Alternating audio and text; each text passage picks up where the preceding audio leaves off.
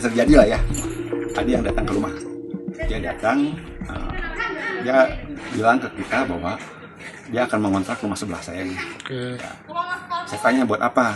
Dia bilang buat MBG, makan gizi gratis. Ya. Itu program pemerintah Pak. Oh ya, oke, saya bilang. Terus gimana? Ya saya rencana kalau tetangga mengizinkan saya akan mengontrak ini. Bapak gimana, setuju nggak dengan program pemerintah? Ya saya setuju lah. Namanya program pemerintah ya kita nggak ada yang setuju lah.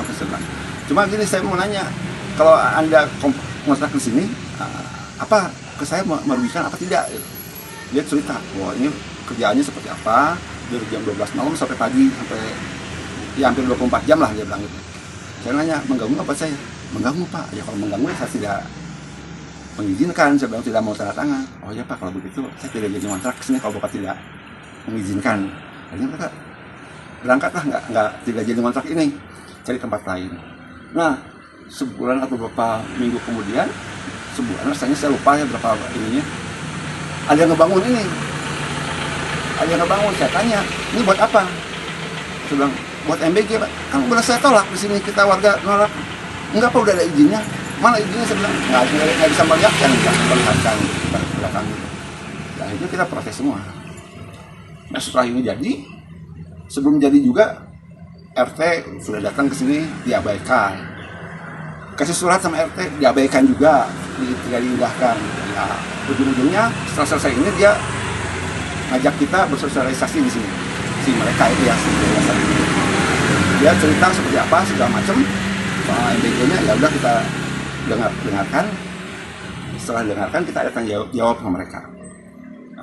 Ujung-ujungnya kita menolak MBG ini karena satu, ini kita di daerah pemukiman untuk rumah tinggal. Yang kedua, mereka pun tidak ada etikanya lah kalau istilahnya gitu ya, tidak membangun itu dengan tidak kita izin ke tetangga sebelah. Apalagi untuk usaha, kalau untuk rumah tinggal sih nggak ada masalah, kita nggak akan ada protes lah gitu. Seperti itu mungkin. Sudah beroperasi berapa lama Pak jalan?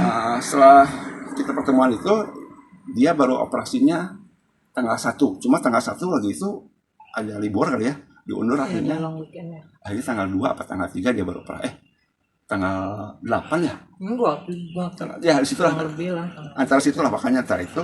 Nah, setelah beroperasi. Kita tanggal 3 ya, ketemu. Setelah operasi 2 hari 3 hari ada bau. Kebetulan saya paling sebelahannya ya, ada bau. Saya kasih tahu, panggil, saya bilang, botolnya mana? Sini, saya bilang, coba ke sini.